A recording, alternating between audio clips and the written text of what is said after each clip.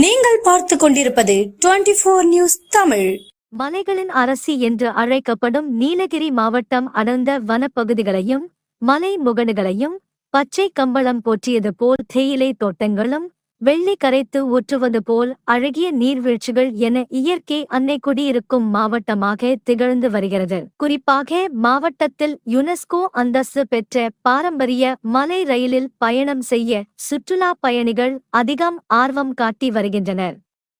குழந்தை போல் மலைகளுக்கிடையே தவழ்ந்து வரும் மலை ரயிலில் பயணம் செய்தவாறு இயற்கை காட்சிகளையும் வனவிலங்குகளையும் கண்டு ரசித்தவாறு சுற்றுலா பயணிகள் உற்சாகமடைந்து வருகின்றனர். இந்நிலையில் கிறிஸ்துமஸ் மற்றும் புத்தாண்டு விடுமுறையொட்டி உதகைக்கு சிறப்பு மலை ரயில் சேவையை தென்னக ரயில்வே அறிவித்துள்ளது. அதன்படி உதகை குன்னூர் இடையே மற்றும் கேத்தி உதகை இடையே சிறப்பு மலை ரயில்கள் இயக்கப்படும் எனவும் டிசம்பர் 28ஆம் தேதி முதல் ஜனவரி 2ஆம் தேதி வரை 6 நாட்களுக்கு குன்னூர் உதகை இடையே காலை மற்றும் மதியம் மாலை ரயில் சேவை இயக்கப்படும் எனவும் டிசம்பர் 25, 27, 29, 31 ஆகிய தேதிகளில் காலை 9:10 மணிக்கு மேட்டுப்பாளையத்தில் இருந்து உதகைக்கும், டிசம்பர் 26, 28, 30 மற்றும் ஜனவரி 1ஆம் தேதி காலை 11:25 மணிக்கு உதகையிலிருந்து மேட்டுப்பாளையத்துக்கும் சிறப்பு மலை ரயில் சேவை இயக்கப்படும் என்று